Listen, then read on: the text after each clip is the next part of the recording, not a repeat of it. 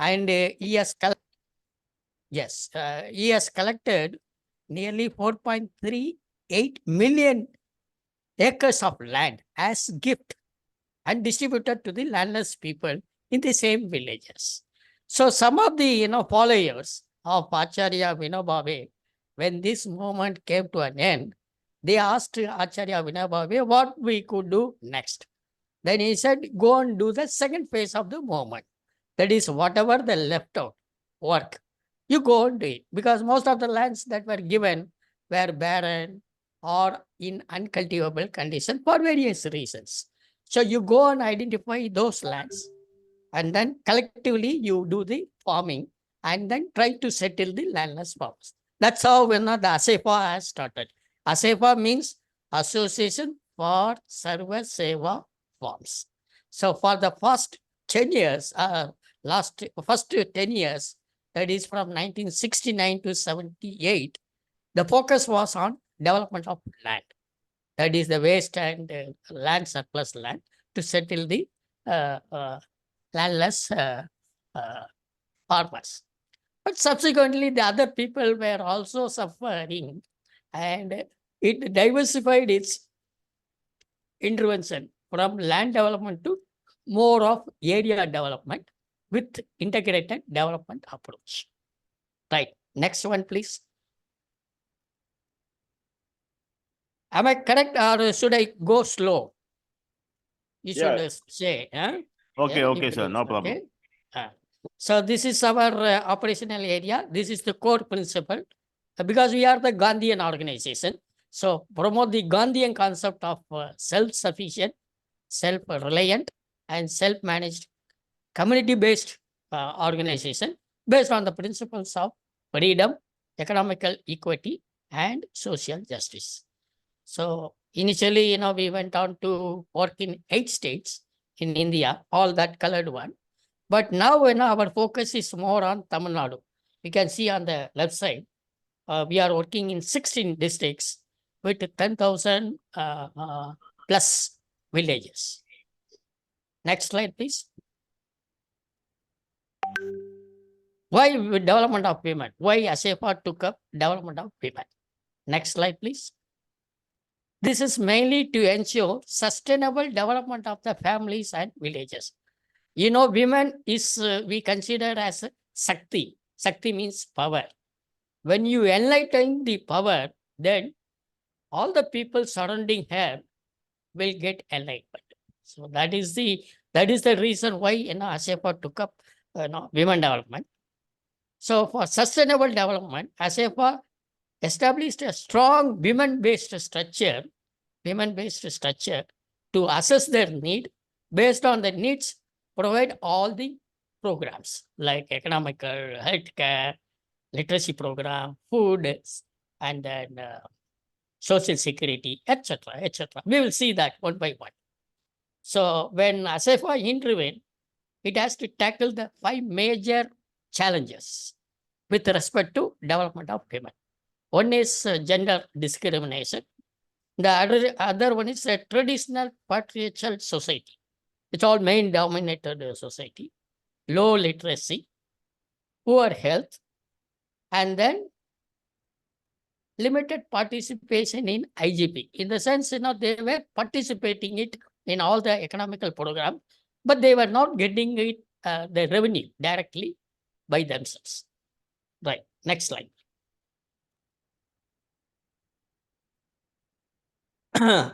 So how this idea of self-help group came into being is, in the 70s when ASSEFA was promoted other activities, including Grama Sabha, village assembly, the participation of women were very limited. Even if they participate, they don't involve in the process of discussion and all other things because of male dominance. So ASSEFA thought, how could we overcome this barrier? So they exclusively started women's self-help group with only women, and then that forms a platform for them to discuss whatever they wanted to do it.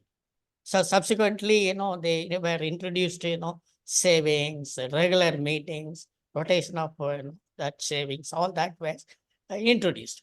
So in the 90s, ASSEFA introduced, intensified the women's self-help group because of this IFOD. It's an international fund for agriculture development. It's an international fund. And they mainly support government. So they supported Tamil Nadu government for this women development program. ASSEFA was the implementing agencies. So through them, thousands of self-help groups were formed in Tamil Nadu. So they were provided need-based training, exposure visit, all the government welfare programs were tapped, and then also linked credit with banks under NABARD SSG linkage program. So all these activities were carried out. Yes, next slide, please. In the 90s, late 90s, when this program came to an end, there were thousands of active and very vibrant SSGs. So ASSEFA thought, how to keep that momentum. It has created in the last, few years, few decades. Then it started to promote the federate all these SSG at the block level or area level, and got them registered under mutual benefit trust. By cooperating, it's a mutual benefit trust. The members of the trust were only the SSGs, no individual. Only the SSGs become the members of the trust. The common resources of the SSGs were pooled at the SMBT for efficient utilization. In Tamil Nadu alone, MBTs were registered across 87 blocks in 60 districts. Right, next slide, please.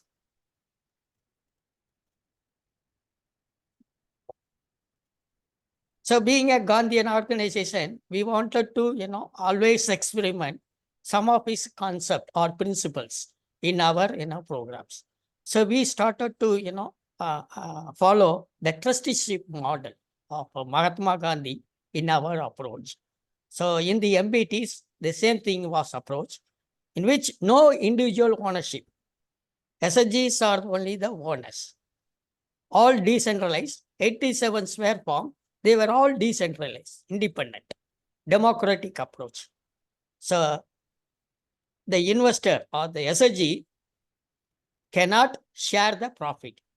They are only the custodians. They are only the custodians. They don't share the profit, whatever they earn. And whatever they earn, the profit, it is all again invested to bring in more women benefit for women. Yes, next slide, please.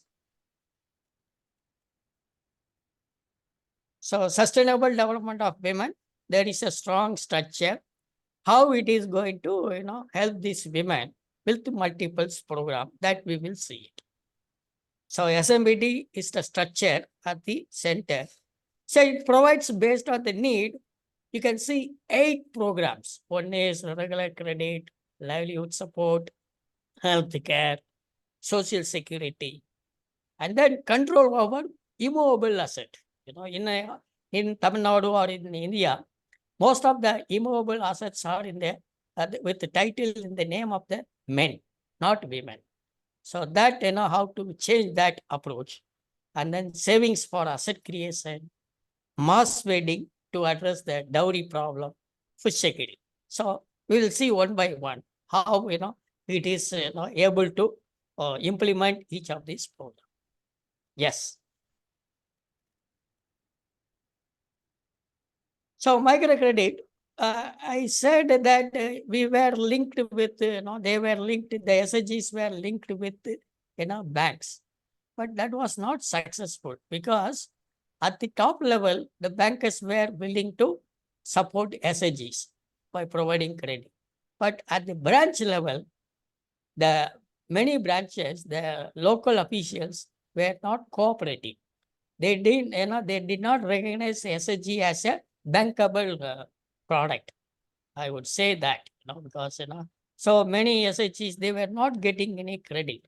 So what we have done is all the SMBTs, which they have collected the common resources from the SSGs, were pooled, and then they promoted a MFI, microfinance institution, called Sarvadiya Nano Finance Limited. So the shareholders of the company were only the MBTs, not SHGs, not women group. It's all MBTs. They were the shareholders. So using this share, the SNFL were able to mobilize resources from mainstream financial institutions. Here, if we have like 1 million Malaysian currency, up to 10 times you can raise loans from the banks or other financial institutions. It means 1 million means you can raise up to 10 million from the banks. So that was a system. So it was able to raise resources from the mainstream financial institutions and all lent to SHGs through MBTs. So the loans were for multi-purpose. There were no specific, loan for any specific purposes. They can use, the members can use as they like it.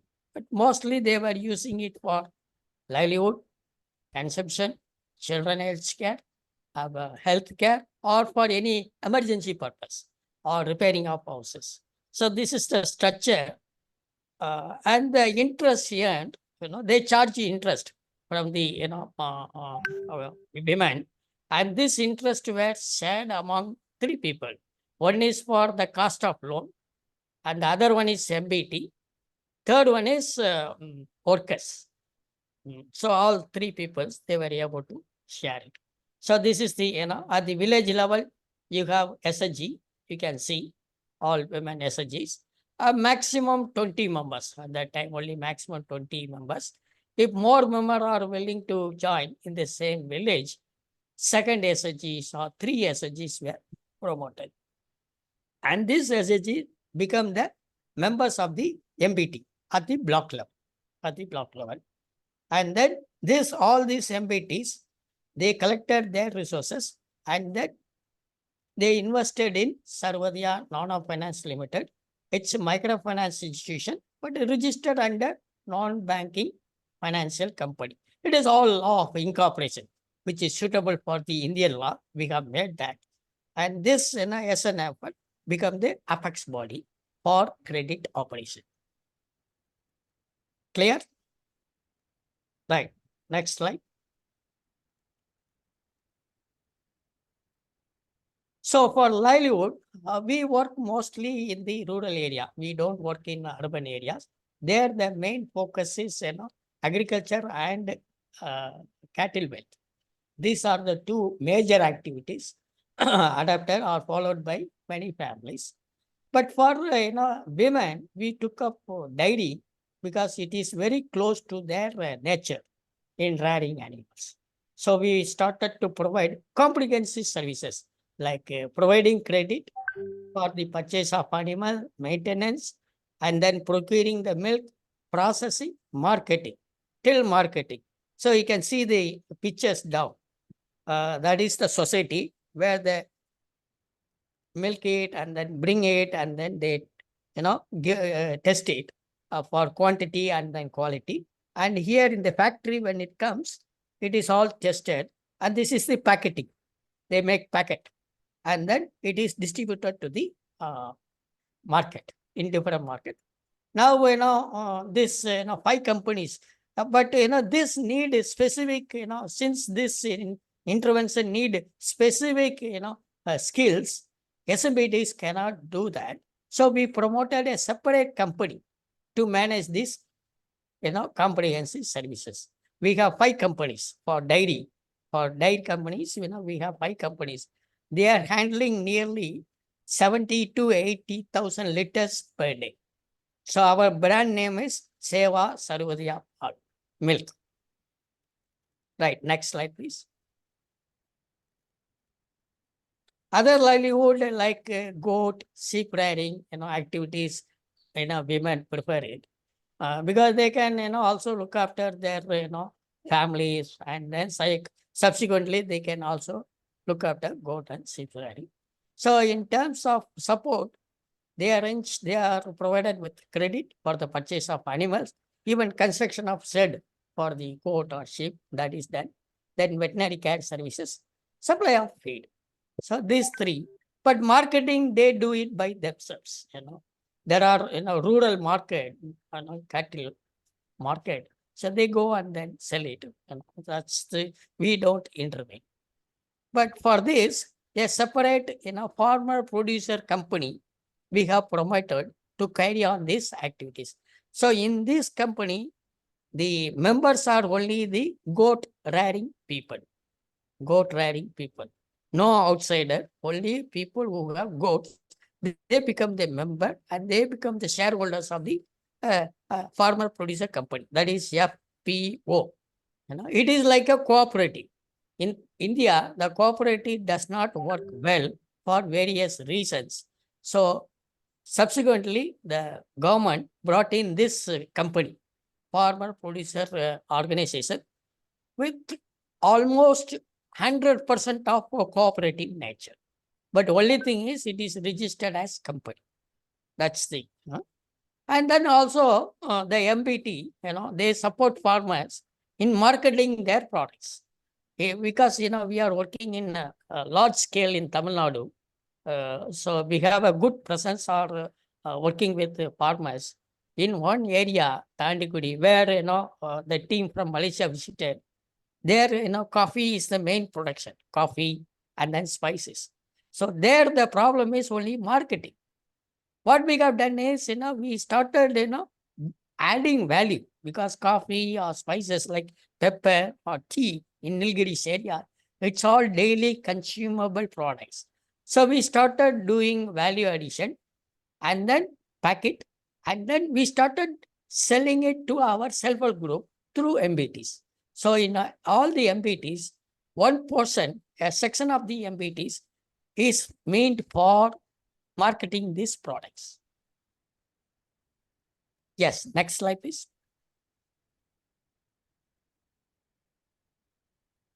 So we also provide healthcare services like in coastal area. This is not in all areas, but in coastal area, we provide prenatal, postnatal, even delivery of pregnant ladies with professionals we have. And then we also provide a health kit for newborn or young mothers. Because, for a newborn or young mother, maintenance of the hygienic is very important. Otherwise, they will be susceptible to many diseases. So in the kit, they provide with, hygienic towels, soap, oil, even, legium. Some of them might be knowing legium. For a newborn, they provide legium, mainly to increase the immunity. So all, some 27, items, they put it in one basket and then give it to the young mothers. And then also, in other areas, they regularly conduct health camps with the support of other, hospitals like general or specific. After in the post, health camp, if anybody is found, affected with the chronic diseases, they are provided with the regular treatment free of cost by utilizing the government insurance scheme. Yes, next slide, please. Prevention is better than cure. So in India, many diseases are mainly due to waterborne diseases. They are waterborne diseases. If they are assessed to safe drinking water, many of the diseases like diarrhea or cholera or even kidney stone problem, many of the issues can be addressed. So we started providing portable supply drinking water, and then very recently we started collaborating in 2016 onwards.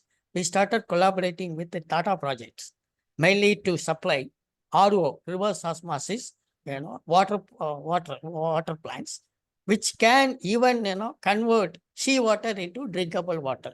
That's the technology, power of the technology. So we started, providing this technology, each plant can provide safe drinking water to 500 families, simply. So now, we have put nearly 100 plus more than, 40 to 50,000 families are getting regular, safe drinking water. So some of them are managed by the SSG, MBTs, some are managed by the individual or the leaders of the SSGs. Also, we provide, toilet, help in, construction of the toilet. But the toilet and all, they provide it as credit, not as grant, but as credit. They have to give it back with interest for a certain period. Yes, next slide, please. So social security for vulnerable, because we work mostly with the, laborers working in the agriculture field.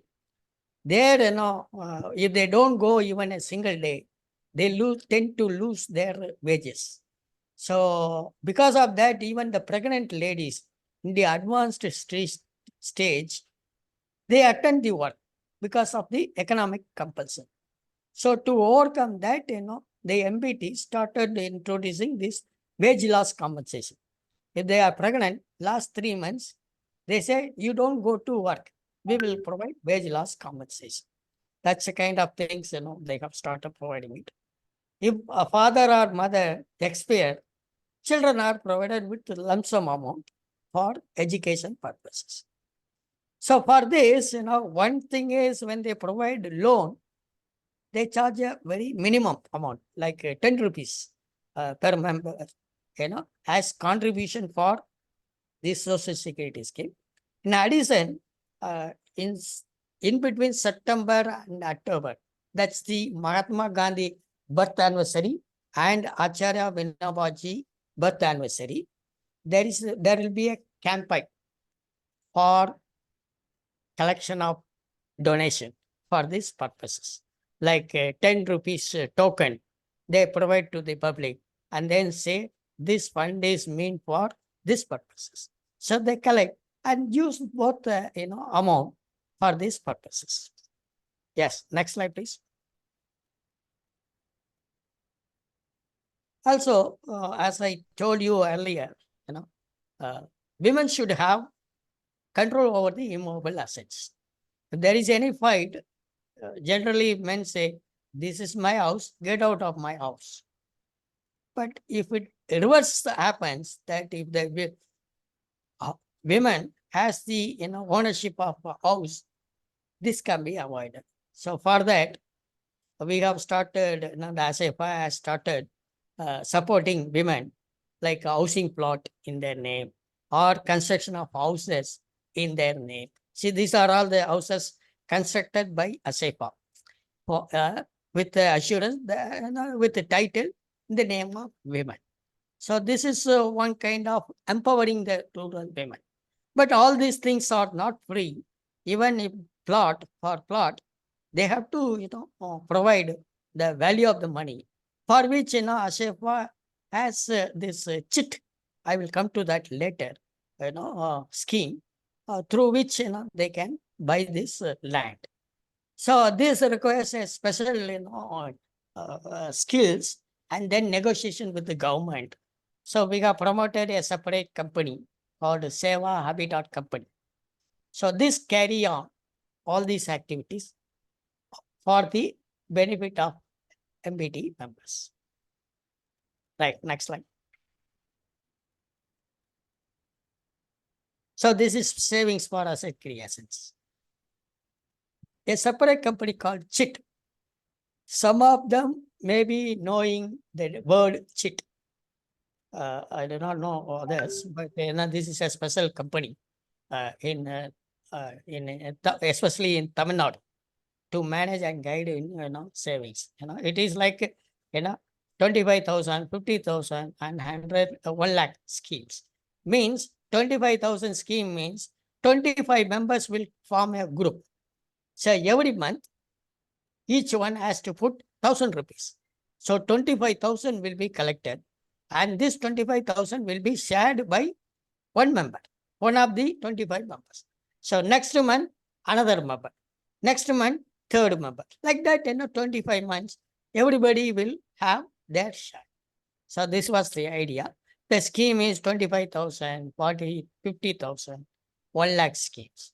So the people who wanted to land or other household construction, they become part of this group, and then they collect this prize money and then invest in their asset creations.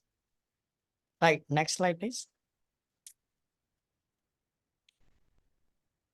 Mass wedding is one of the major programs of MBT, because in Tamil Nadu, you know that dowry is one of the main social problem which affect mainly the girl children, because the demand, when the demand is more, generally the parents borrow money from private money lenders at exorbitant interest rate, and they couldn't when if they couldn't repay the loan, sometimes they end up committing suicide.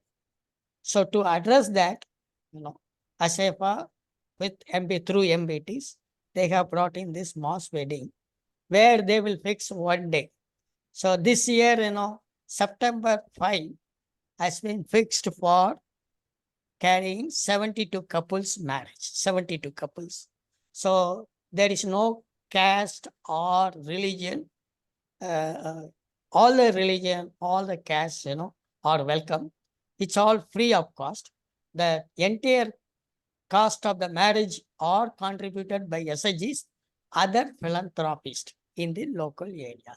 So in the same, in the same platform, all the couples will get married as per their custom.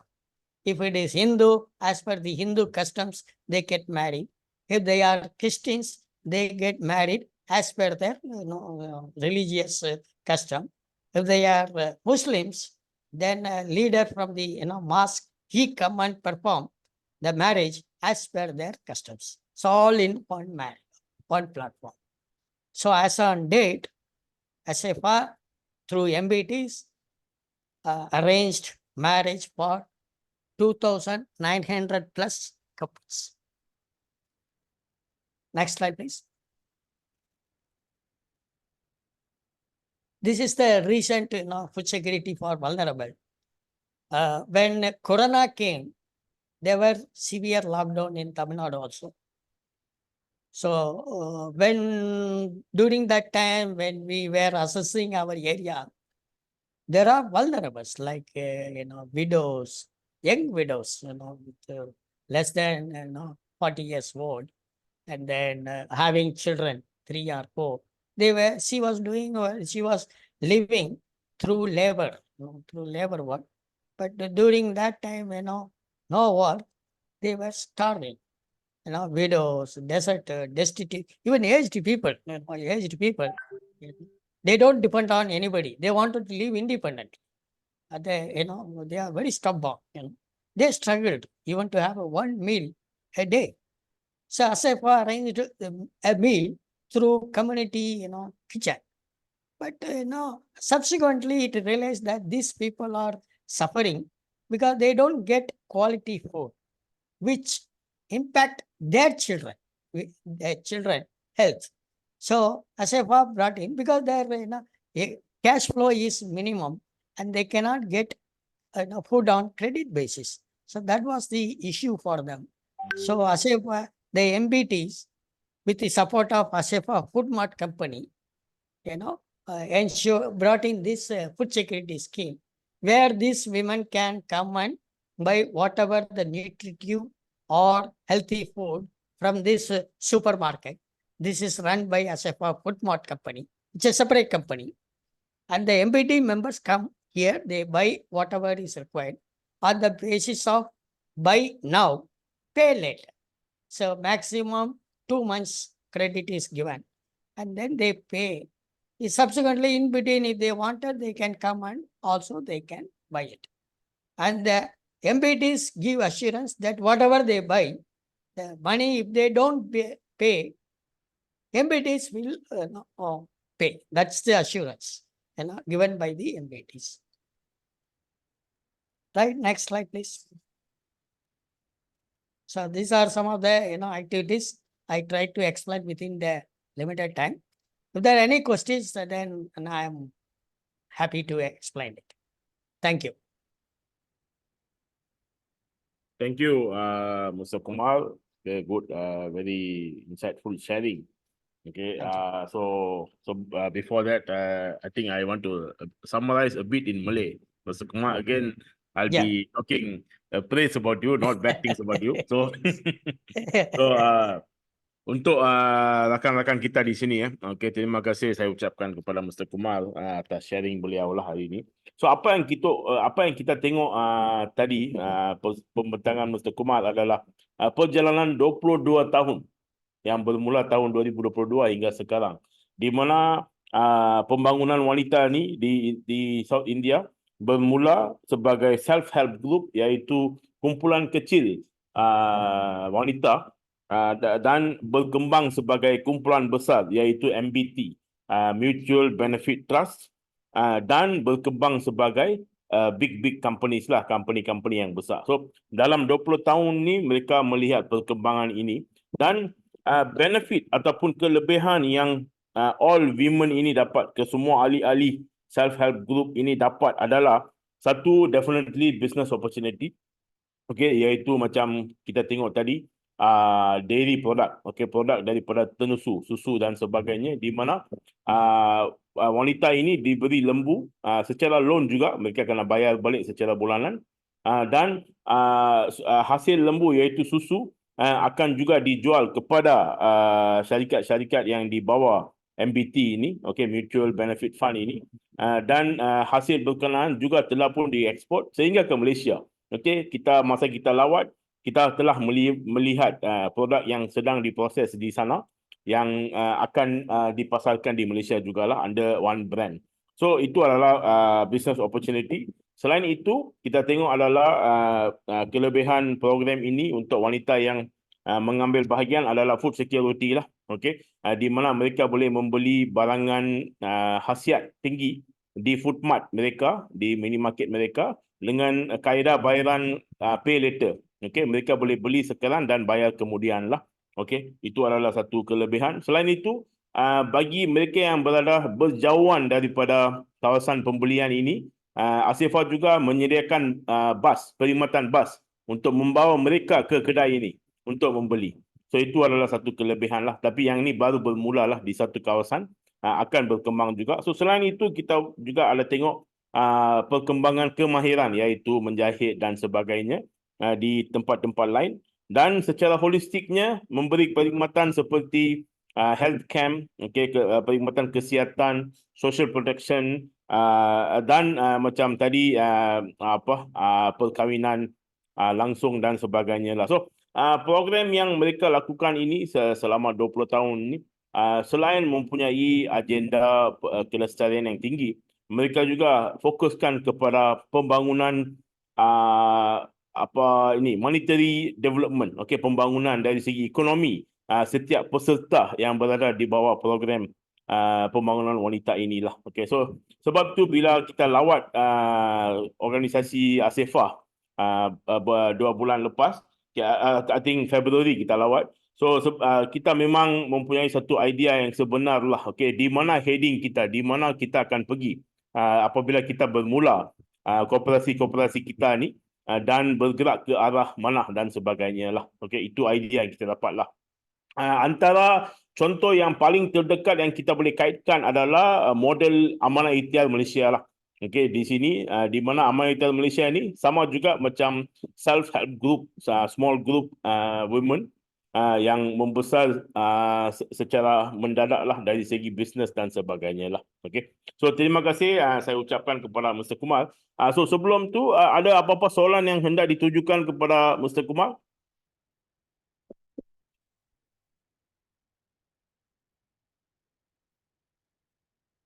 Okay, any questions to be given to Mr. Kumar sebelum kita beralih kepada pembentang kita seterusnya?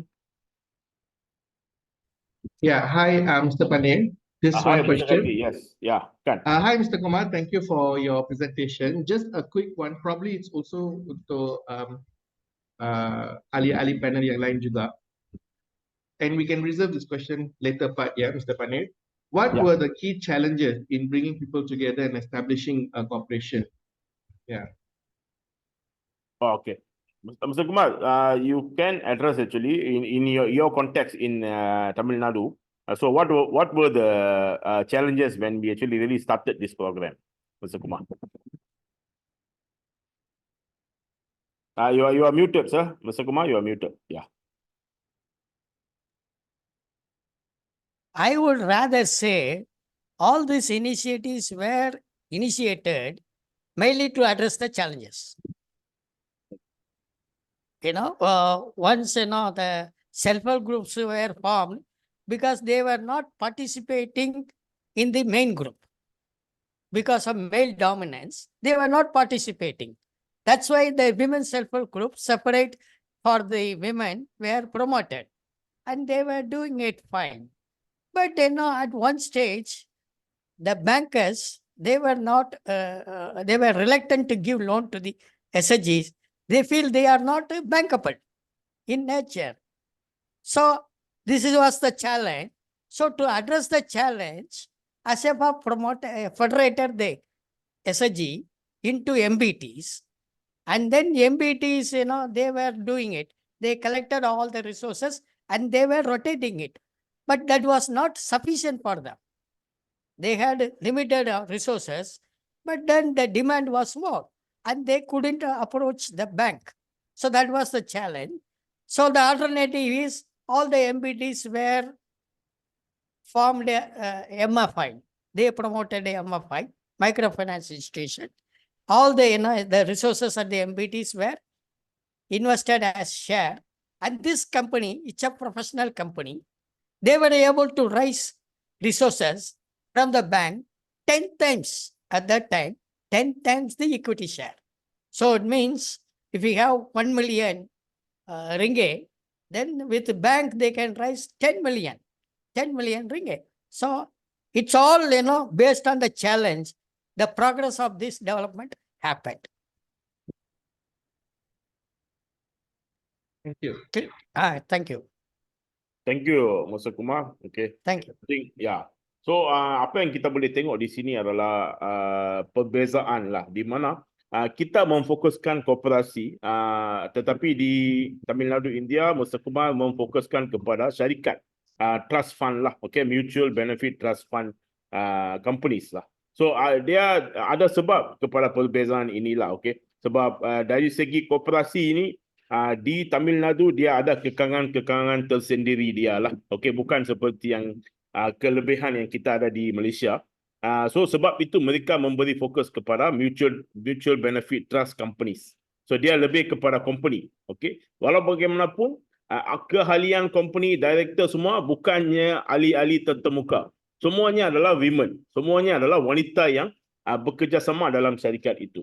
So itu adalah satu perbezaan dia lah. Okay, ini adalah dari segi kekangan lokal di sana dan sini. So cuma di sini kita hendak ambil model yang sama, tetapi kita menggunakan pakai asas koperasi. Okay, itu yang kita hendak tekankan di sini lah. Okay, ada apa-apa soalan lagi? To Mr. Kumar, any questions? Because I can ask him to actually later leave because it's not fair for him to be in the Malay session. He won't be understanding what we are talking lah. So mungkin kalau ada apa-apa soalan boleh tanya sekarang lah kepada Mr. Kumar. Ataupun selepas itu pun boleh juga, no problem. Mr. Kumar, okay, there is a question on what are the measures that ASSEFA take to ensure the democratic governance and participation of members in your organization? It's not on the cooperative, in your organization. Yes, sir. What measures does ASSEFA take? We ensure the democratic governance and participation of women in cooperative. Even in the MBTs, when they were registered, you used to produce a bylaw. It's in the bylaw. So in the bylaw itself, it's clearly state who will be the members. Here in the MBTs, most of them, about 9 members, they can be the board of trustees, out of which I think 5 to 6 are elected member from the SHGs. One local people, one from the local area, who have expertise in finance, because they are dealing with the finance. One persons who are experienced in development, experience in rural development. So it's like a insight, they frame that, by law. And, since the SSG level itself, the training has been done to automatically, for the women to discuss, take decisions. So the same culture has been brought up at the mutual benefit trust level also. At the mutual benefit trust level. The same culture. So I don't think much, challenge was faced. Thank It's you. the transition from lower level to higher level to next level. Yeah. Thank you, Mr. Kumar. Okay, Thank the you, next question is actually about microcredit. So, what are the challenges faced by women who are recipients of the microcredit? They were, there is no challenge. They were quite happy to get the credit, because they get credit and they get the money in their hand and they can use it whatever they like to do that. Their preference is now, mostly for the children, like school education, paying fees for the children, health care, and even investing some of the money in gold for their girl children. They are quite happy. There is no challenge at all. It's a smooth one. Because So when they here the system is, if there are any demand of getting the credit at the SMBT level, at the SSG level, they make a resolution that these members, they need so much of amount for this purpose, and that resolution is sent to MBTs, and MBT scrutinize again, and that is forwarded to the SNFL to release credit to the individual member. So this is the system. So they are good and very disciplined in credit operation. There is no issue in getting the credit. okay. So, how about the payback? Is there any challenges in terms of payback? Payback, no. There are two products that at present they are doing it. One is weekly payment. The other one is monthly payment. Since in this case, most of them are laborers, agriculture laborers, they get wages at the end of the week. So once they collect that wages, a portion of that is used for repayment of credit. So that's easy for them. So the credit system itself, the repayment is made such that those people, they don't suffer. Based on their, cash flow, this is, established. So I don't think, except very few, under very extraordinary circumstances, they will not be able to pay it. Sometimes, like accident, they met with accident and they cannot go to work and they cannot repay it. That's very, very, very, very, very, very minimum. In that case, the SMBTs, they waive the loan, based on the, cases. Okay, thank you, sir. I Thank think, you. I think it's no more question there. Maybe once, if there's any question, of course, always you can WhatsApp me. I can WhatsApp to Mr. Kumar on the questions, because what we are seeing is really the real reason that we asked Mr. Kumar to be here is actually to tell us his 20-year journey lah. Okay, what started as a very small group, what we are doing now within our projects, a small group of women that we are developing. We really want to actually upscale them towards what Mr. Kumar and together with ASSEFA has achieved. Yeah, to big companies coming out who actually managed by these women from villages. Okay, they were given capacity building, they were given credit, microcredit loans, okay, to manage it. And today, this women group is owning a food mart under their organizations. Okay, and they are getting the benefits from there.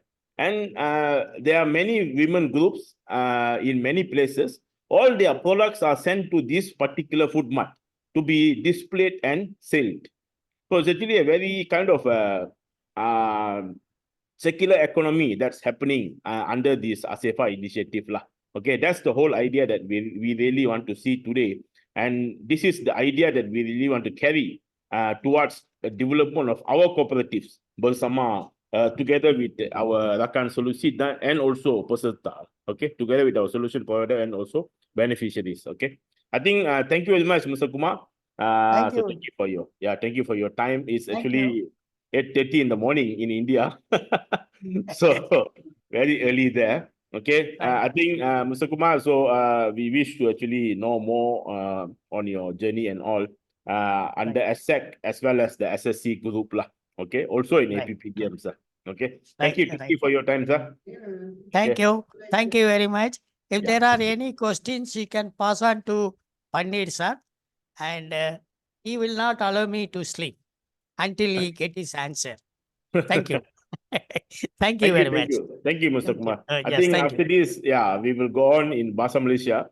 So if Right. you want to stay and listen and learn Bahasa Malaysia, it's welcome. Okay, sir. Thank you very much. Okay, thank you, sir. Thank you. Okay. Thank you very much. Thank you, Mr. Kumar.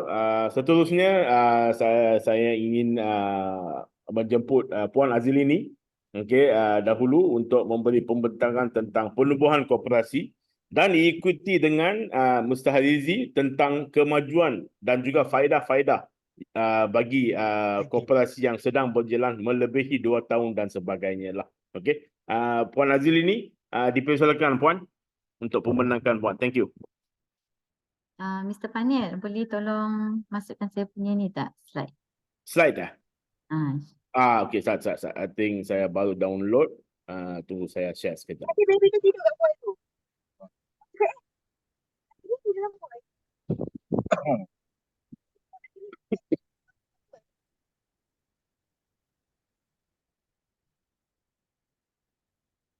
Bye-bye.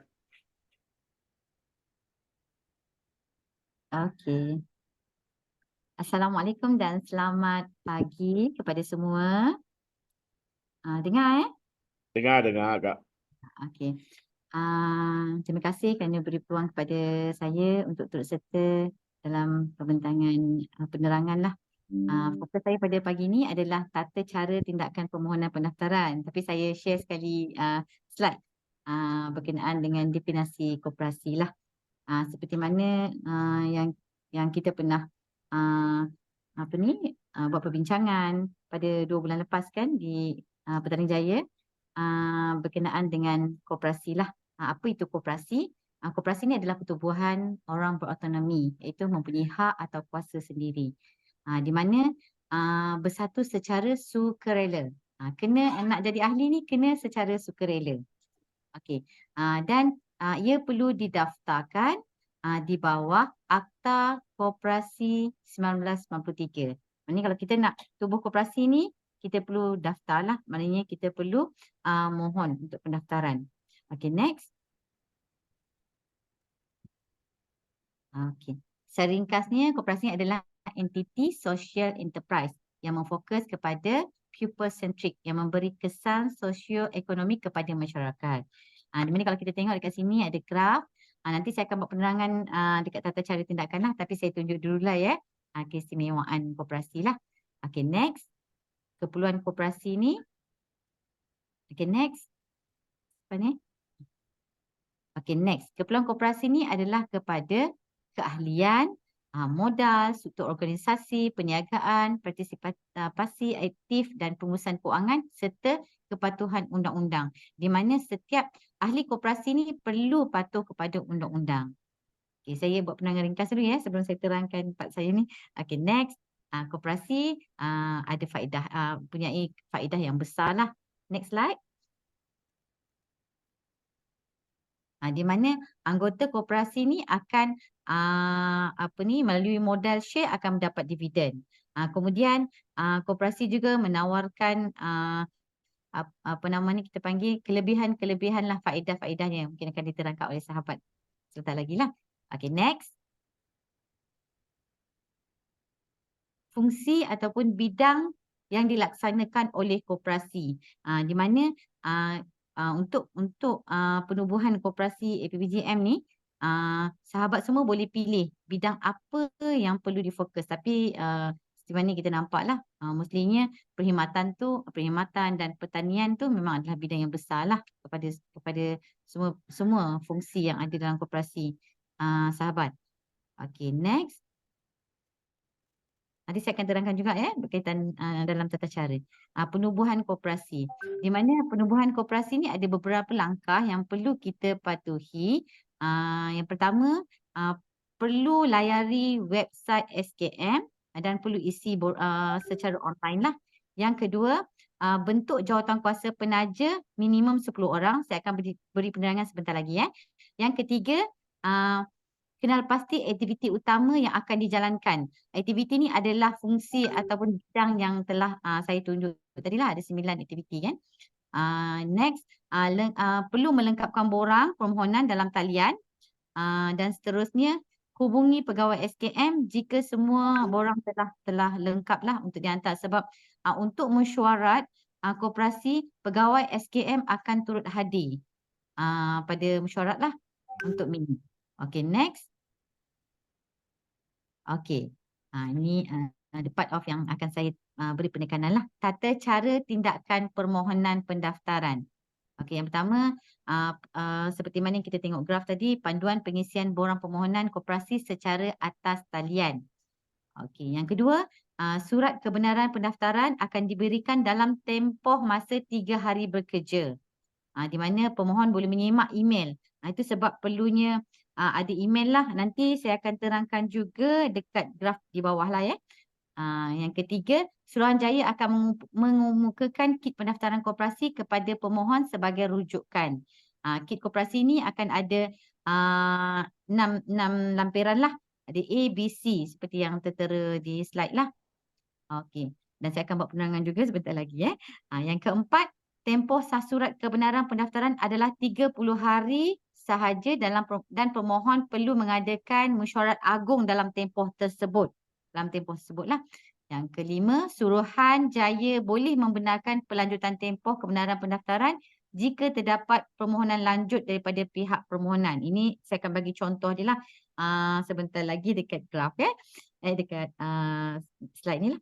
Yang ketujuh, permohonan hendaklah mengemukakan borang permohonan pendaftaran koperasi dan dokumen yang berkaitan kepada Suruhanjaya dalam tempoh tidak lewat daripada 2 minggu 14 hari dari tarikh mesyuarat agung permulaan. Okey, seperti mana yang sahabat-sahabat boleh tengok tata cara tindakan, kita boleh tengok simbol penerangan graf ni kan, ada 1, 2, 3, 4, 5. Berkaitan dengan daftar masuk sistem permohonan atas talian online, sebelum nak daftar masuk ni, perlu lantik, sahabat semua perlu lantik 3 orang ahli penaja daripada keseluruhan, daripada semua keahlian ni lah sahabat. Okey. Nanti saya akan terang pengisian maklumat ni, saya akan terangkan siapa itu kumpulan sasar. Kumpulan sasar ni adalah ahli lah. Ahli minimum untuk keahlian ni adalah 20 orang. Okey, AJK penaja ni adalah 3 orang yang perlu dilantik untuk yang akan person in charge yang akan lead koperasi ni untuk pendaftaran, untuk isi form secara online, setelah create email lah. Jadi apa-apa information yang SKM akan bagi, dia akan hantar melalui email. Okey.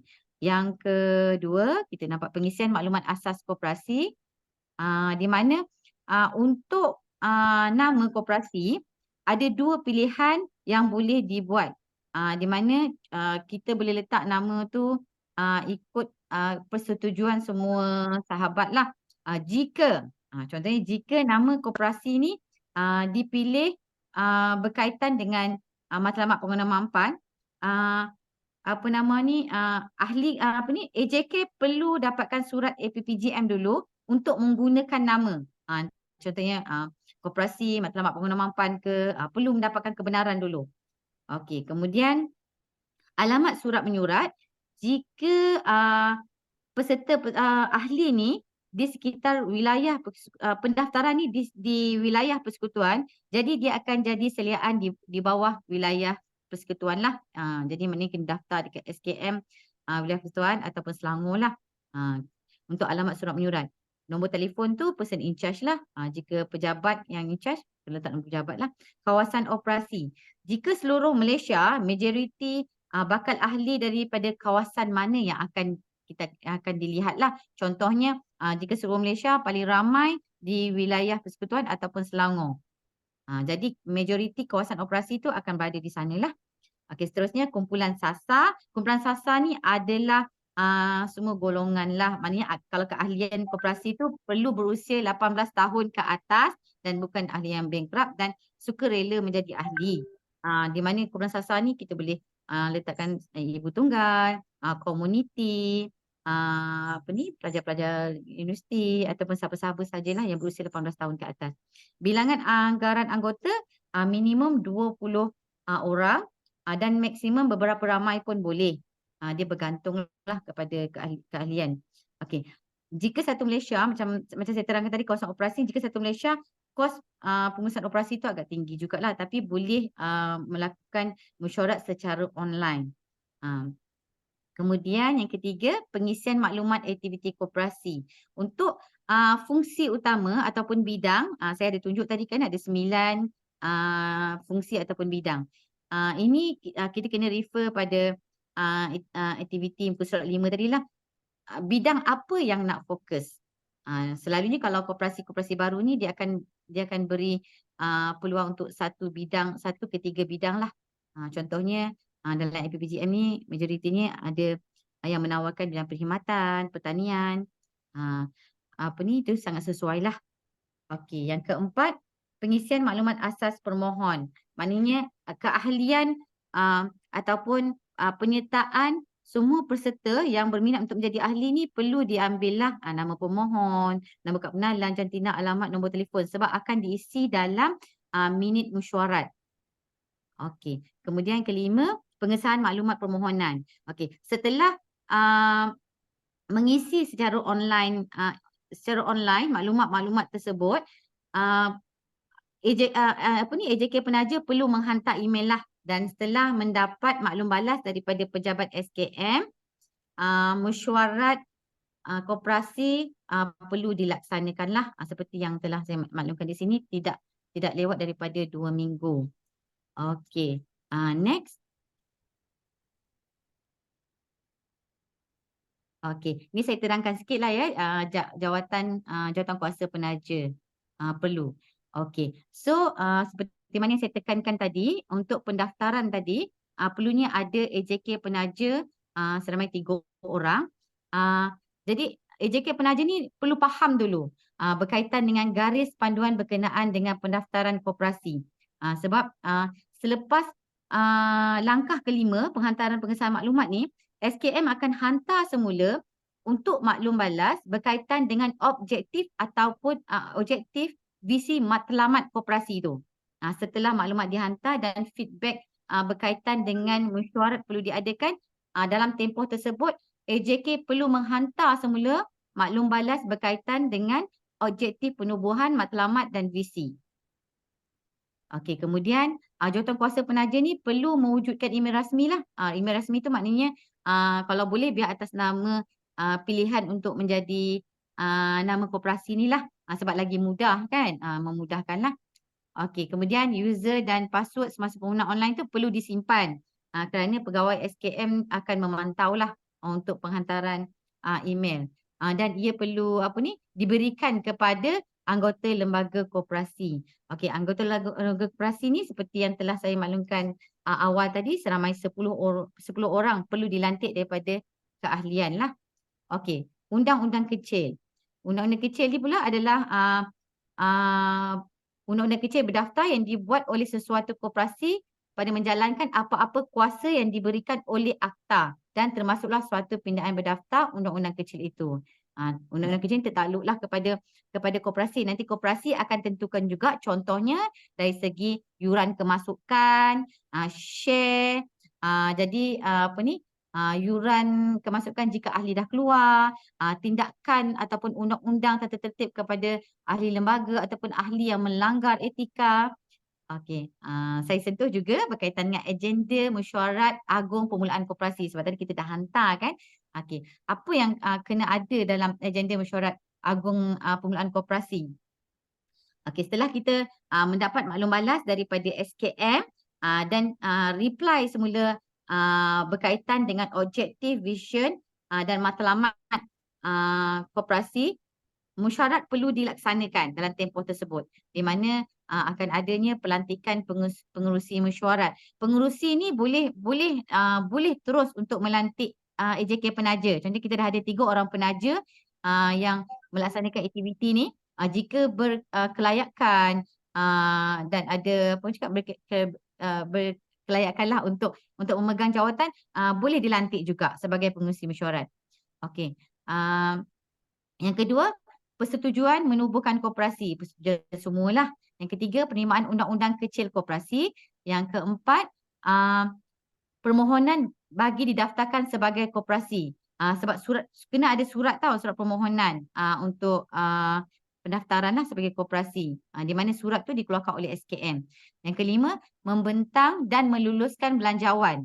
Yang keenam, membentukkan had maksimum keberhutangan koperasi kerana koperasi ini tidak dibenarkan untuk membawa hutang kepada peserta, tetapi memberi peluang kepada peserta untuk menggunakan faedah-faedah keuangan yang koperasi dapatlah. Yang ketujuh, meluluskan pelantikan panel juru audit luar. Kebiasaannya untuk 1 hingga 2 tahun yang pertama, audit koperasi baru ni akan diaudit dengan audit dalaman SKM lah untuk tempoh 1 hingga 2 tahun. Okey, yang ke-8, pemilihan anggota lembaga koperasi dan pemilihan anggota yang akan turut sama menandatangani permohonan pendaftaran. Sekiranya bilangan anggota lembaga kurang dari 10, perlu ada seorang ahli lembaga untuk sign dokumen apa-apa saja yang berkaitan dengan kelulusan.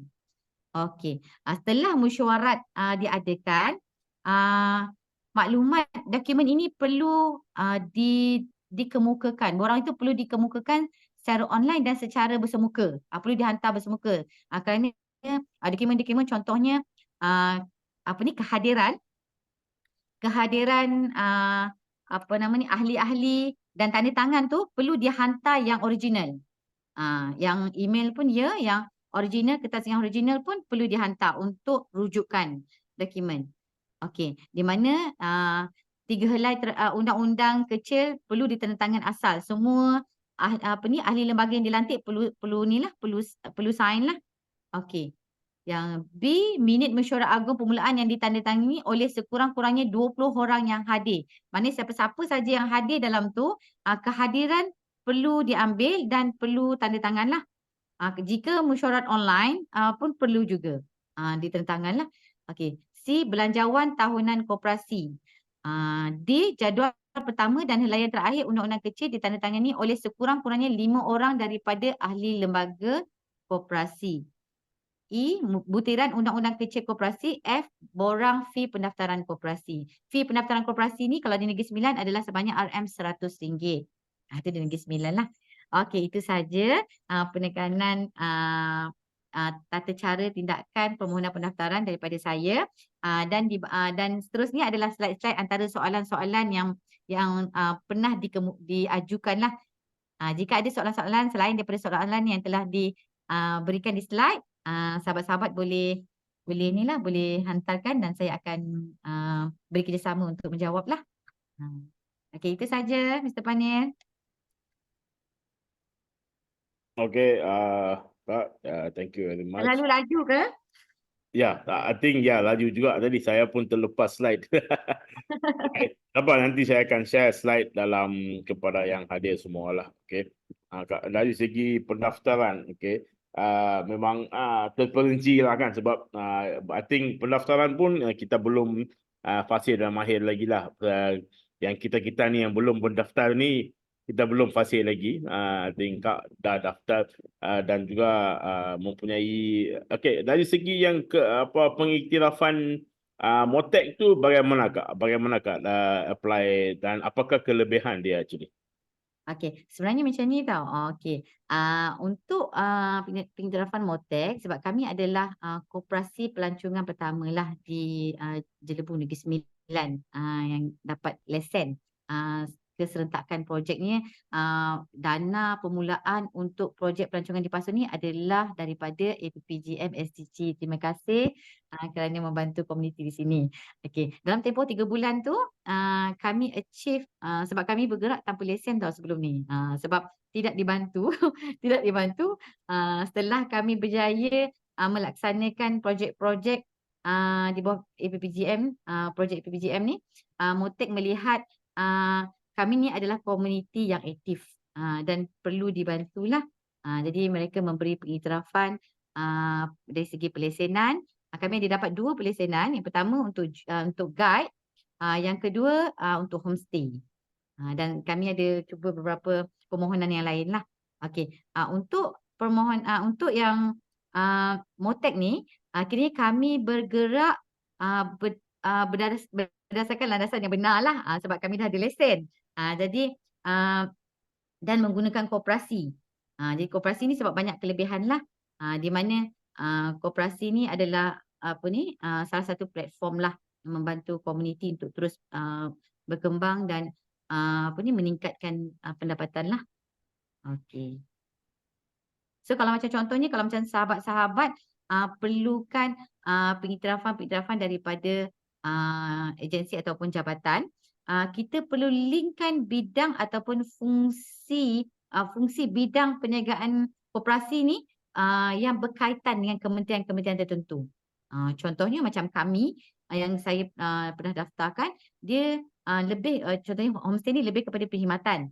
Selain daripada homestay, kita ada latihan, kita ada pengurusan, ada catering dan pengangkutan. Tapi semua ni diletakkan di bawah perkhidmatan, catering dan pengangkutan. Jika ada bidang-bidang yang lain, kita boleh masukkanlah. Contohnya kalau nak daftar untuk semua keahlian seluruh Malaysia, kita boleh pandang kepada beberapa bidang yang lain. Contohnya untuk perbankan dan kredit tidak dibenarkan kerana ia khusus untuk financial lah. So lebih kepada perlu memohon lesen bank negara pula. Jadi terlalu berat sikit lah untuk permohonan. Jadi kalau kita tengok kat sini, pertanian, perumahan, perindustrian, penggunaan ni, pembinaan, pengangkutan dan perkhidmatan. Jadi ya sesuai lah sebab kebanyakan SP menjalankan projek-projek berkaitan dengan beberapa fungsi yang terdapat dalam utama koperasi tu. Jadi sangat mudah jugalah kalau kita nak mendapatkan kerja kolaborasi ataupun pengiktirafan juga daripada jabatan kerajaan ataupun kementerian. Okey, Kak. Ya, thank you Kak. I think kita beralih kepada pembentangan Tuan Halizi dulu sebelum kita mengambil ke semua soalan lah. So kalau ada apa-apa soalan lagi, boleh letak dalam chat box di mana tadi pun Tuan Halizi ada answer a bit. Puan Azlini pun boleh answer juga melalui chat box ataupun kalau kita ada masa selepas pembentangan kita akan ambil soalan secara vocal lah. Okey. Tuan Halizi, ya, anda adalah I think ikon koperasi, bukan saja APPGM tapi beliau adalah ikon koperasi kepada SKM juga, di mana beliau dipanggil oleh SKM untuk memberi pembentangan tentang koperasi di Sabah dan sebagainya. So memang beliau mempunyai pengalaman yang banyak dan pengiktirafan daripada kerajaan negeri pun telah diterima oleh koperasi beliau lah. Saya berkesempatan menikmati durian di sana. So sorry walaupun bulan puasa. Okay, so memang satu yang bagus lah apa yang beliau buat di sana daripada I think bersama kita sejak tahun 2021 lah. Okay.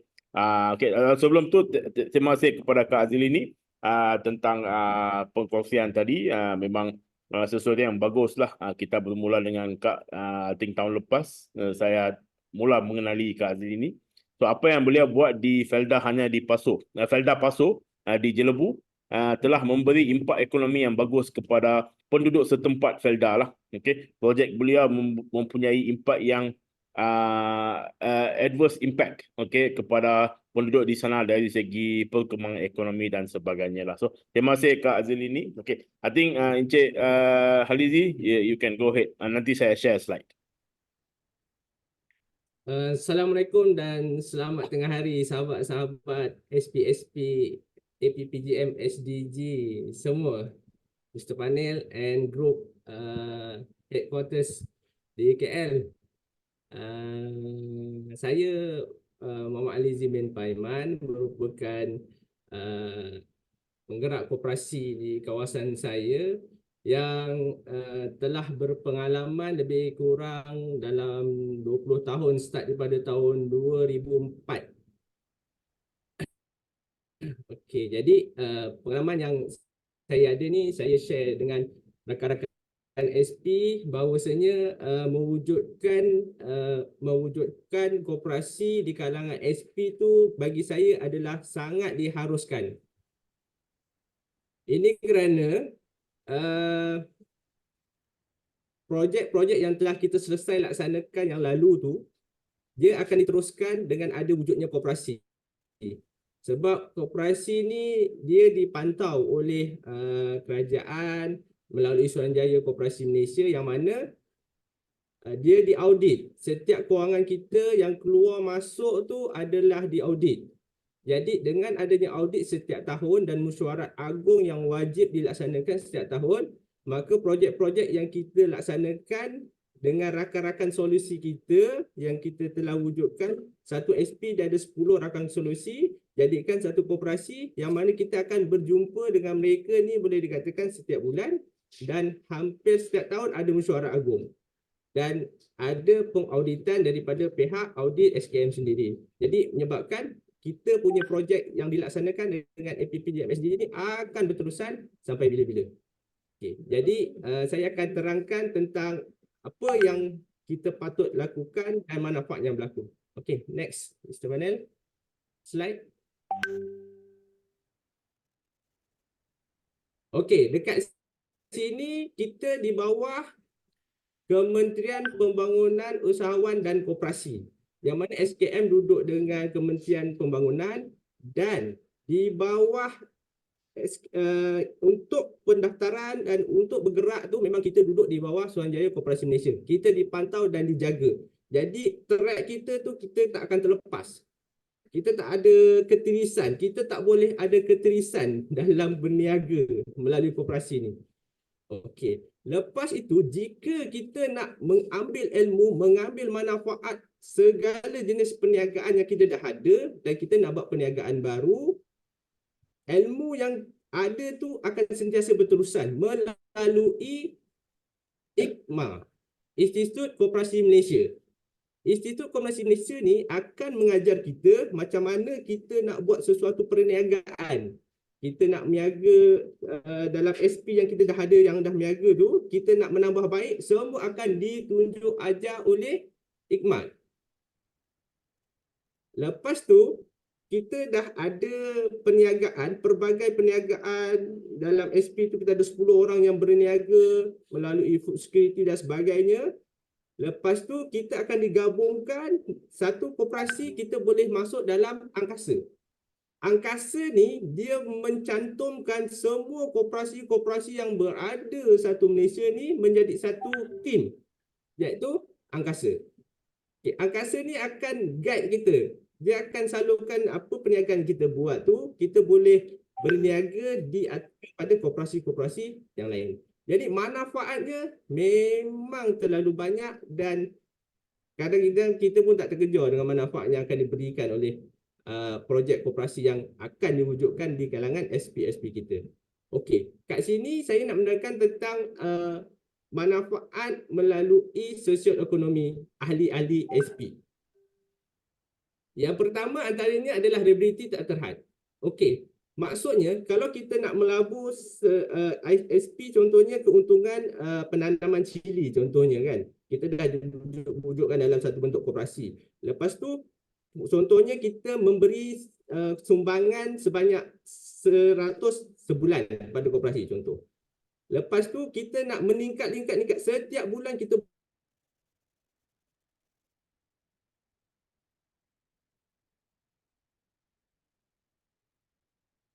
ada kehilangan suara.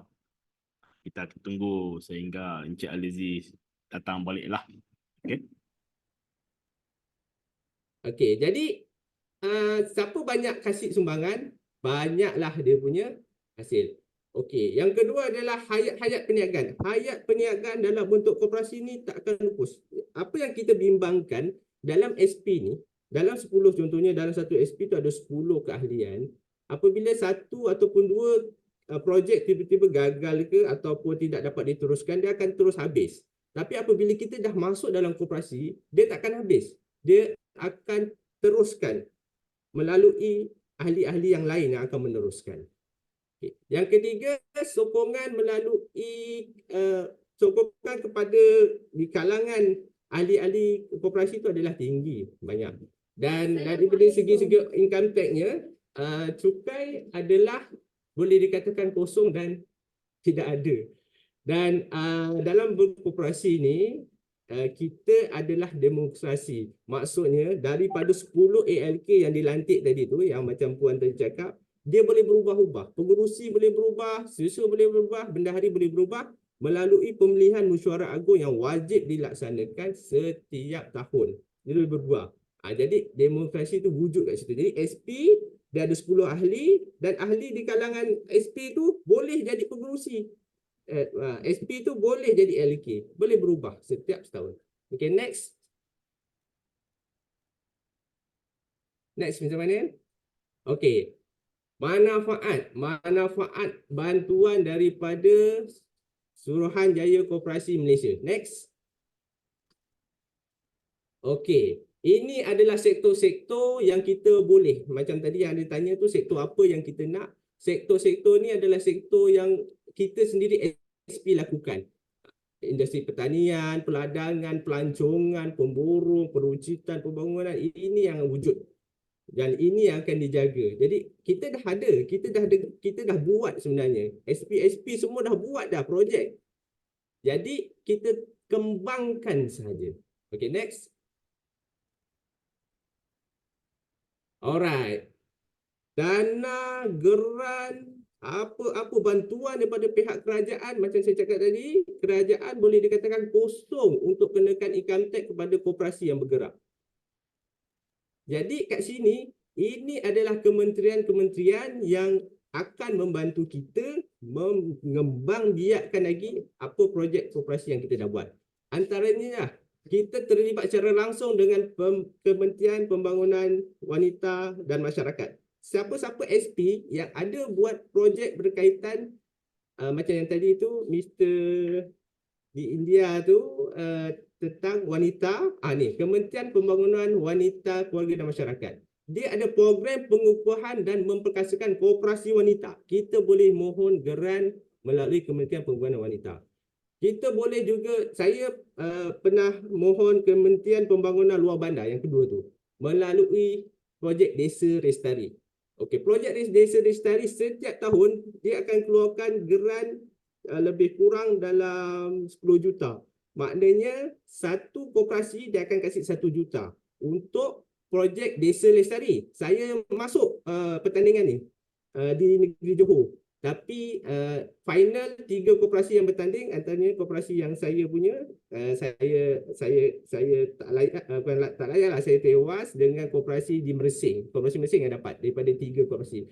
Program Desa Lestari, kita boleh mohon kat situ. Kita boleh juga mohon dengan program My Fast Outlet, yakni Kementerian Pertanian. Kita dah ada SP kita dah ada koperasi, kita masuk terus permohonan dengan Kementerian Pertanian. Kita juga boleh masuk dengan Kementerian Perdagangan Dalam Negeri dan Ehwal Pengguna melalui projek program tukar, projek inisiatif ekonomi. Kalau kita pergi kat kedai kan, kita nampak kat kedai-kedai kan ada tukar-tukar tu kan. Itu Kementerian Perdagangan Dalam Negeri dan Ehwal Pengguna. Tapi dengan syarat kita dah ada koperasi.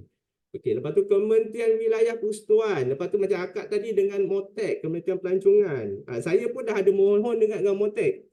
Tapi dia punya audit tu ketat sangat. Jadi agak sukar untuk saya follow dia punya audit untuk setiap tahun untuk join dengan Motek ni. Okey. Jadi kementerian, kalau projek berlaku di wilayah Persekutuan, kita boleh mohon program community mat. Dana grant dia semua ada. Yang berkaitan dengan pendidikan macam Pudapang tu kan, Pudipang di Muar tu, pendidikan wilayah pendidikan Malaysia boleh mohon dengan Kementerian Pendidikan Malaysia. Okey, ST Pudipang membuat program remaja, kanak-kanak berkaitan dengan jamming, muzik dan sebagainya, mohon dengan Kementerian Pendidikan Malaysia melalui program YES ni. Okey. Lepas tu agensi kerajaan, kementerian, agensi-agensi yang jabatan kerajaan boleh, kita boleh mohon dengan Jabatan Kemajuan Islam, Lembaga Getah, siapa ada SP-SP yang ada buat projek dengan kebun getah, ada geran melalui MOU dengan Koperasi Industri Getah. Lepas tu kalau saya di Johor, kita ada MOU dengan Iskandar Region. Kita boleh mohon dengan Iskandar Region. Lembaga Koko, Unit Teraju Bumi Putra, Lembaga Minyak Sawit, MPOB, Jabatan Perkhidmatan Veterina, Jakua, yang orang asli tadi. Yang orang asli, kita boleh mohon melalui Koperasi Orang Asli. Dia ada khas. Dia ada khas. Orang asli ni dia special, dia ada khas Koperasi Orang Asli. Jadi, kalau SP-SP yang ada kaitan dengan projek yang berkaitan dengan orang asli, dah lulus nama Koperasi Orang Asli, contohnya Koperasi Asli Ketereh contohnya. Pergi rujuk dekat SKM di situ, mohon geran under Koperasi Orang Asli. Dia spesifik khas orang asli. Dan kalau SP-SP yang berkaitan dengan Felda, macam tadi akak ada kaitan dengan Felda kan, untuk Felda, boleh mohon dengan Pembangunan Koperasi Institusi Felda, Pekra dan Resda. Okay, next. Alright, yang tajuk yang dia had minimum adalah RM10 dan tiada had maksimum yang saya terangkan tadi. Tak ada, siapa nak melabur RM1,000, RM2,000, RM1,000 boleh. Okay, next. Okay, di kawasan saya, kejiranan saya yang mendapat anugerah antara 10 koperasi terbaik di daerah di negeri Johor ni adalah Koperasi Orang Asli Kampung Pekalan Tereh Perhat di daerah Keluang.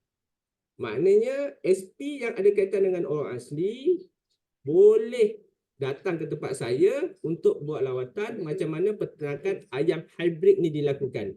Dan dia menjana keseluruhan orang asli Pekalan Tereh ni. Okay, next. Alright. Sebenarnya banyak program yang boleh dilaksanakan apabila koperasi ini berjaya diwujudkan di kalangan SP-SP. Antaranya ialah program pembangunan perniagaan melalui koperasi. Okay, next. Program bantuan sektor peneraju ekonomi koperasi. Next. Program pengukuhan koperasi. Ini semua adalah nilai-nilai semua ni. Okay, next. Program pembekasan rantaian bekalan. Next. Okay. Program produk transformasi program, yakni Putra. Next. Tabung bantuan kecemasan koperasi. Okay, ini yang saya dah pernah saya dapat lah. Koperasi saya banjir, SKM telefon, Cik Halizi, kawasan awak banjir tak? Banjir bos. Okey, ambil gambar, hantar kat saya. Saya ambil gambar, buat report, polis, hantar. Tengok report cantik, beberapa bulan, sampai bantuan. 30,000 bantuan banjir koperasi komuniti Kampung Gubernur. Jadi maksudnya kat sini, peranan pegawai SKM setempat tu sangat penting dengan kewujudan koperasi. Jadi SP-SP yang berada di serata Malaysia ni kena memupuk repo antara SP dengan pegawai koperasi setempat. Untuk makluman juga, semalam Koperasi Negeri Johor mewakili koperasi diwakili oleh koperasi pegawai koperasi wilayah Selatan Keluang hadir ke koperasi saya untuk buat video berkaitan dengan sambutan Hari Raya. Semalam dia punya syuting video Hari Raya di tempat saya. Jadi perhubungan baik antara saya dengan pegawai wirasatan tu menyebabkan kita punya SP, kita punya koperasi tu sentiasa bergerak. Dia tak ada putus. Jadi bantuan kecemasan sentiasa ada. Next. Okey. Koperasi-koperasi yang boleh mewujudkan bank sampai koperasi itu besar, macam kita SP kita besar. Saya dimaklumkan oleh Mr. Panel bahawa kita ada 800 lebih SP di serata Malaysia. Jadi dengan wujudnya setiap SP tu kita ada 10 ahli, kita buat jadi satu koperasi, contohnya koperasi Pekalan Terer, koperasi yang akan jempol contohnya. Kita gabungkan, kita jadi 800 projek yang kita buat tu jadikan satu koperasi. Seperti macam bank ni, macam bank rakyat ni. Bank rakyat, koperasi yang dah berjaya menunjukkan bank adalah bank rakyat. Dan koperasi yang berjaya menunjukkan bank adalah Corp Bank. Tapi dia terikat dengan akta bank pula.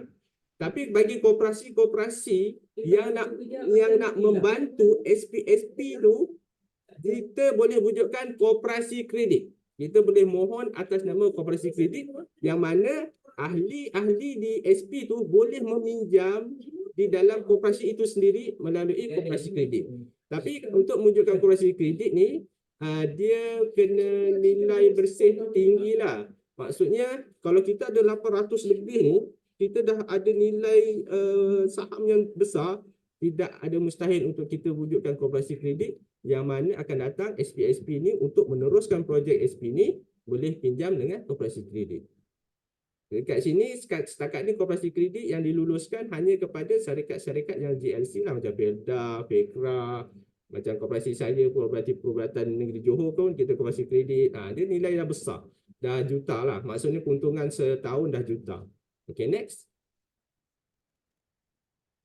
Alright, ini antara pembiayaan yang kita boleh mohon lah dengan koperasi. Next. Okey, program pemulihan. Maknanya kalau kita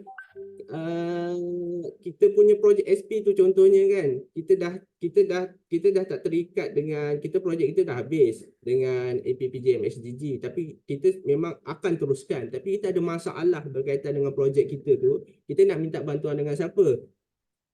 Jadi dengan adanya koperasi, kita boleh minta bantuan pemulihan ekonomi koperasi melalui SKM. Okey, next. Okey, ini antara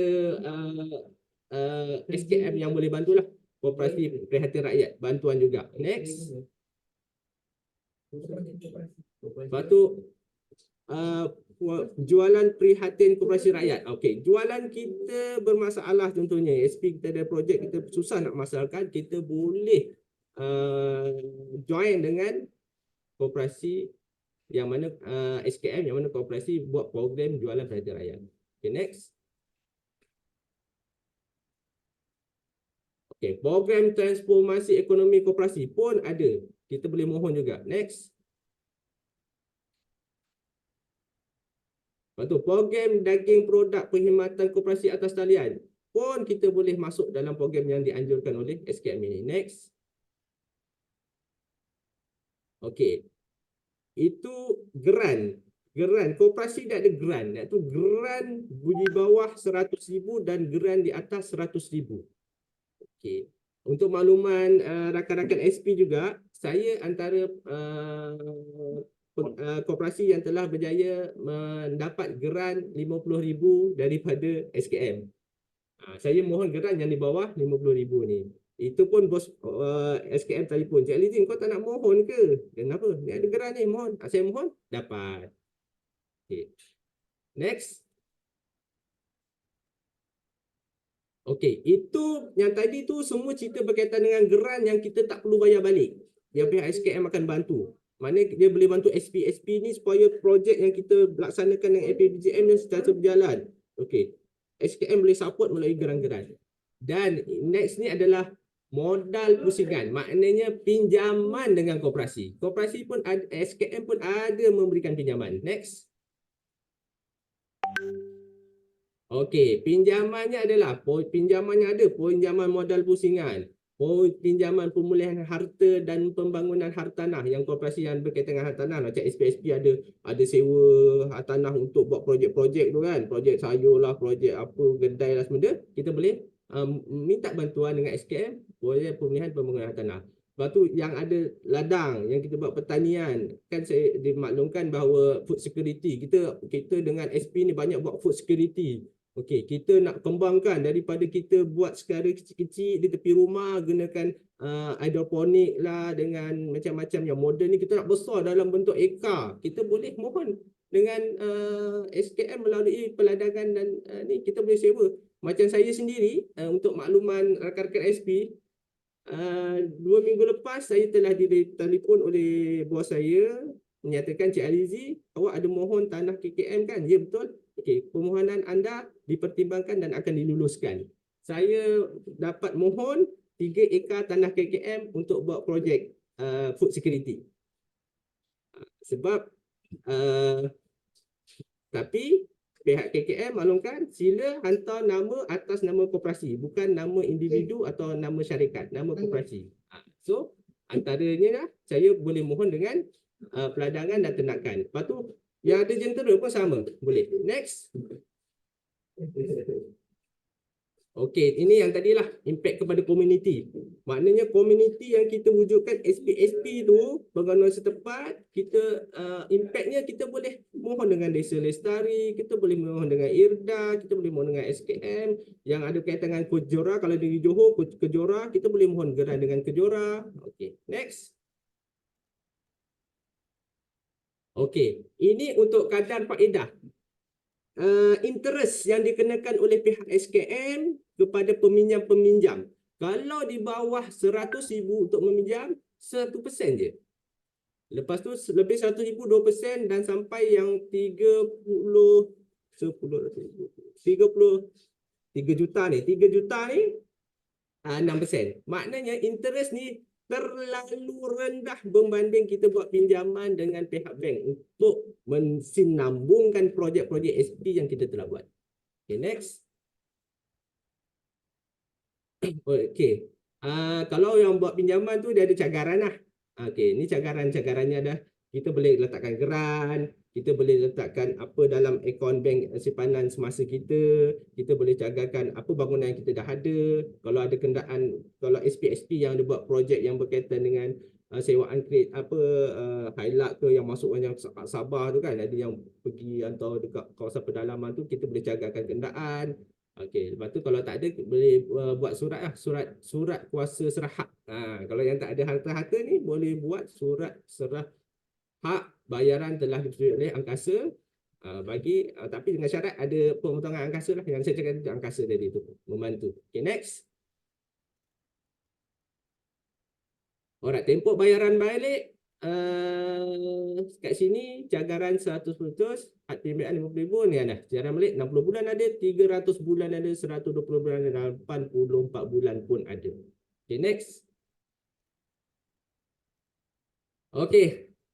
Dengan itu saya mengharapkan dan mengharuskan untuk setiap SP supaya wujudkanlah koperasi, buatlah koperasi supaya projek-projek yang kita laksanakan dengan SP sekian lama ni kita akan teruskan walaupun APPGM dengan kita dah bukan putus lah, maksudnya projek kita dah selesai, kita dah kasih report yang terakhir, tapi kita akan terus hingga bila-bila dengan wujudnya koperasi itu. Dengan itu saya ucapkan ribuan terima kasih dan maaflah kalau laju sangat, tapi boleh soal. Okay, terima kasih. Panel selesai. Okey, terima kasih Encik Halizi. Okey, satu pencerapan yang bagus. Okey, dari segi koperasi sebab seperti yang kita bagi tahu awal-awal, kelebihan penubuhan koperasi memang banyak. I think perkataan banyak tu kita secara majbuk sajalah. Apa yang Tuan Halizi share sekejap tadi, adalah pecahan-pecahan kepada yang banyak tu. Apa kelebihan dia, apa yang kita boleh buat, apa jenis pinjaman dan juga jenis kolaborasi. Memang kerajaan pun memang dari dulu lagi memberi fokus kepada penubuhan koperasi, di mana dari segi ekonomi pun antara antara pulangan yang banyak adalah dari segi daripada koperasi, iaitu lebih daripada 45 bilion kepada ekonomi negara telah dipulang melalui koperasi-koperasi di seluruh negara lah. Dan tahun lepas juga I think Perdana Menteri telah umumkan dana sehingga 5 bilion untuk pembangunan koperasi baru dan sebagainya lah. So memang satu yang bagus penubuhan koperasi ini, dan kita memang galakkanlah seperti yang saya letakkan dalam chat group tadi, chat box tadi, walaupun di peringkat kebangsaan APPGM sedang mengusahakan untuk penubuhan koperasi SDG kebangsaan, kita juga galakkan semua rakan solusi untuk menubuhkan koperasi masing-masing di peringkat lokal bersama peserta masing-masing, agar kita boleh ada gabungan nanti. So seperti yang Mr. Halizi beritahu tadi, apabila gabungan koperasi itu terbentuk di peringkat kebangsaan dan sebagainya, kita mungkin satu hari akan ada bank sendiri yang kita boleh beri pinjaman kepada anak-anak kita untuk dari segi pembelajaran, dari segi ekonomi dan sebagainya. So memang kesatuan ini satu yang mempunyai faedah yang lebih tinggi dan mulia lah. Okey, satu masa nanti. Sebab tu kita bermula dengan contoh daripada Encik Kumar di India, perkembangan beliau selama 20 tahun tu, itu yang kita hendak kecapi. I think Tuan Halizi pun bercerita tentang perjalanan yang sama, iaitu apabila kesatuan ini berjaya satu hari nanti dengan lebih besar, kita akan mempunyai kapasiti ekonomi, kapasiti duit untuk memberi pertolongan kepada banyak orang lah. Okey. So itu adalah sesuatu yang bagus. So sekarang buka untuk soalan. Kita ada 15 minit sebelum sesi kita selesai, sebelum pukul 1. Okay. So apa-apa soalan mohon ajukan.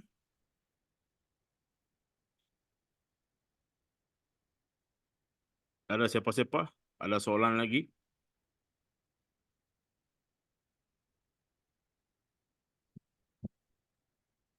Okey.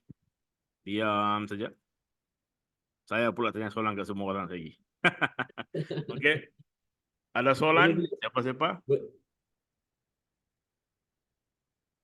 Di office, siapa-siapa ada soalan, boleh tanya juga. Sebab yang duduk di sini hari ini adalah expert ni. Okey, Tuan Halizi dengan juga Azlini. Puan Azlini, Tuan Azlini baru start. Tapi beliau memang mempunyai, sebelum tu beliau bergerak secara koperasi, cuma belum daftar saja. So beliau pun mempunyai pengalaman dari segi koperasi bersama Tuan Halizi lah. Tuan Halizi lebih kurang dalam 8 koperasi dan bergerak secara aktif di kawasan beliau di Johor. Dan SKM Johor juga mengambil beliau sebagai resource person lah. Okey, kepada mereka untuk memberi penerangan koperasi dan sebagainya lah. Okey. Okey, Puan Balkis salah soalan ya. Okey, ini soalan untuk Encik Halizi lah, sebab Encik Halizi pun ada koperasi keluarga. Saya tertanya-tanya lah, ada tak pernah satu isu berbangkit antara ahli keluarga yang menjadi ahli kepada koperasi tersebut yang menyebabkan koperasi tak boleh nak bergerak? Sebab kan kalau dalam pertubuhan koperasi ni pun, kalau untuk minimum punya masuk untuk penyertaan adalah 20 orang kan. So saya nak tahu macam mana kelancaran tu dalam memastikan koperasi tu sentiasa berjalan tanpa ada masalah. Terima kasih. Terima kasih Cik Balkis. Semenjak dah berkeluarga ni Cik Balkis nak buat koperasi keluarga Okey. Berdasarkan pengalaman rakan-rakan SP semua serta Cik Balkis, soalan yang sangat baik. Untuk mewujudkan koperasi di kalangan komuniti dan untuk mewujudkan koperasi di kalangan keluarga, dia dua benda yang agak berbeza. Sebab mewujudkan perniagaan di kalangan orang luar adalah lebih mudah berbanding mewujudkan perniagaan di kalangan ahli keluarga sendiri. Ini kerana apa yang kita cakap pada orang luar, dia hanya sekadar percakapan. Tapi kalau dengan ahli keluarga sendiri, dia melibatkan sentimen hati dan perasaan. Okey, jadi untuk kita keluar daripada apa yang Cik Balkis tadi tanya, cabaran ataupun halangan-halangan yang mungkin wujud dalam mewujudkan koperasi keluarga.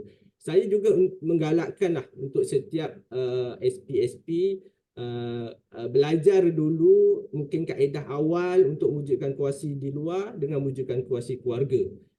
Koperasi keluarga ni halangannya memang banyak. Banyaknya halangan itu merupakan satu cabaran yang kita kena tempuh dan kita kena ambil. Sebab kita kena selamatkan keluarga kita. Okay. Jadi maksudnya kat sini, dengan adanya wujudnya koperasi di kalangan ahli keluarga, kita dapat bantu di kalangan keluarga kita dahulu sebelum masyarakat di luar. Maksudnya kat sini, dalam situasi pertolongan ni, membantu keluarga sendiri tu sebenarnya lebih afdal, sebenarnya lebih baik, lebih manfaat. Dah next, kita dah clear. Sebab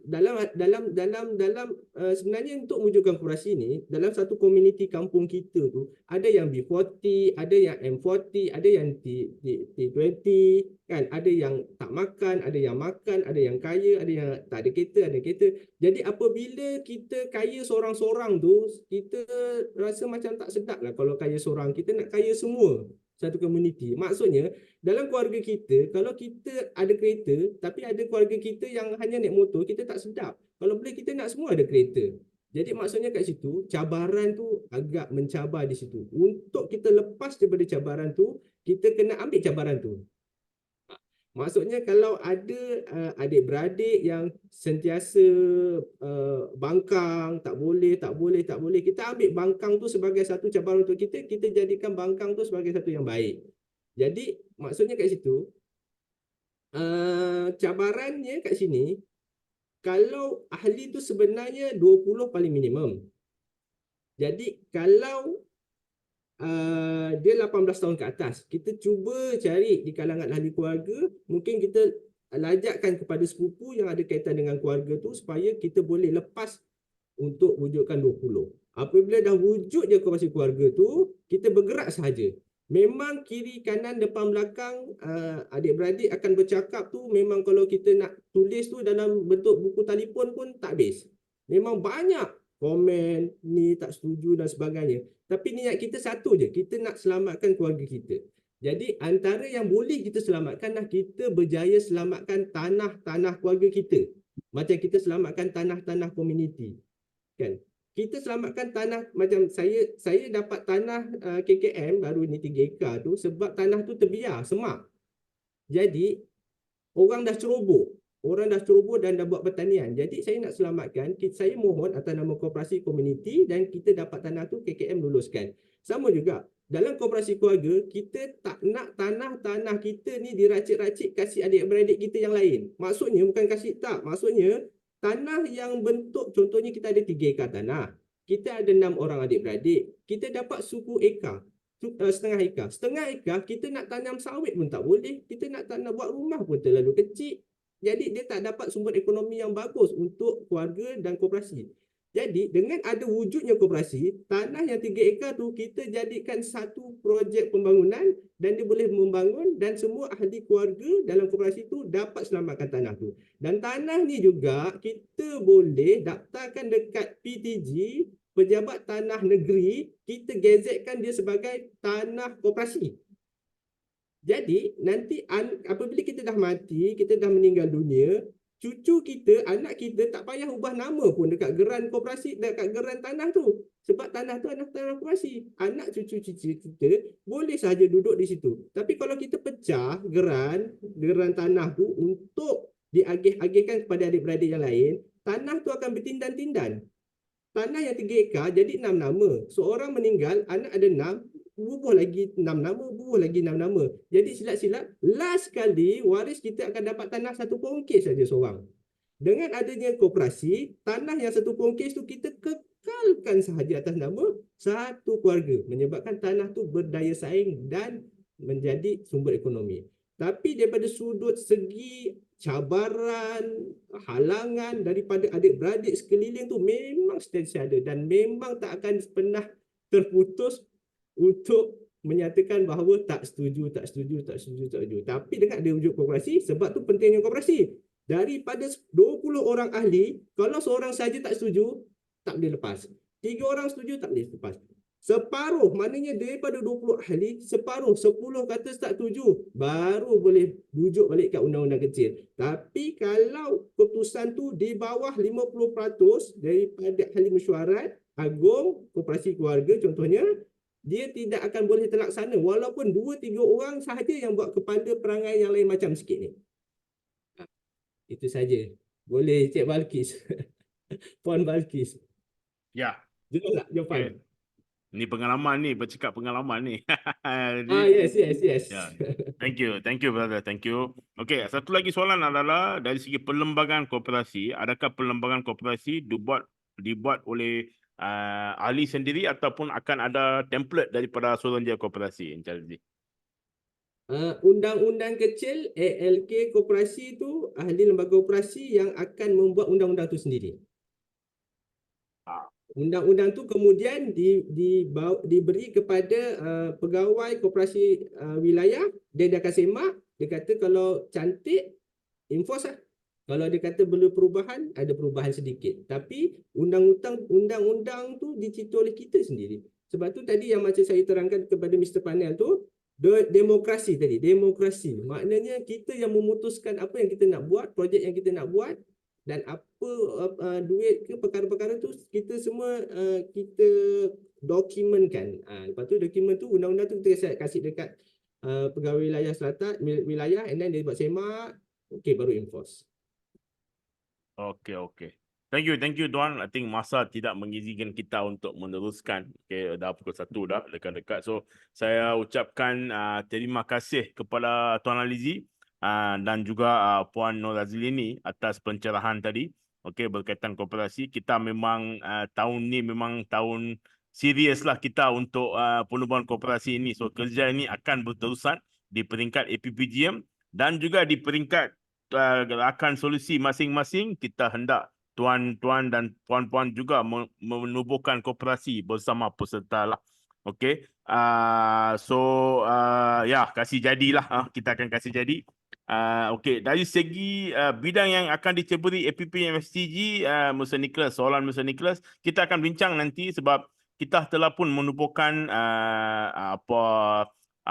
task force untuk penubuhan koperasi SDG kebangsaan ini, di mana Tuan Karti, beliau ada di sini, Tuan Karti yang menjadi ketua kepada task force berkenaan, dan kita akan ada beberapa mesyuarat sebelum kita buat pembentangan pada bulan 6 lah nanti. So kita akan mempunyai perbincangan lah dari segi hala 7 koperasi kebangsaan APPGM-SDG inilah.